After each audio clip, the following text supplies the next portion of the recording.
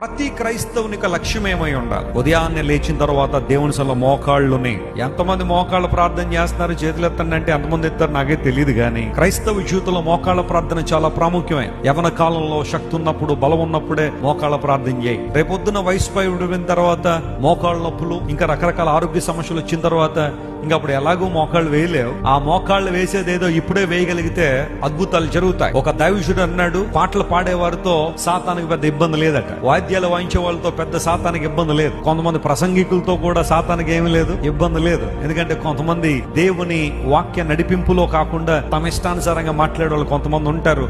అలాంటి వాళ్ళ వల్ల కూడా సాతానికి ఇబ్బంది లేదు. కానీ మోకాళ్ళ ప్రార్థన చేసే వాళ్ళంటే సాతానుకు చాలా భయం అన్నాడు. ఎందుకోసం తెలుసా? నువ్వు మోకాళ్ళు వేయగలిగితే అపవాది రాజ్యాన్ని కంపింప చేయగలవు. స్తోత్రం చెప్పండి. హల్లెలూయా. You will shake the kingdom of the enemy or the devil when you kneel down in the presence of God.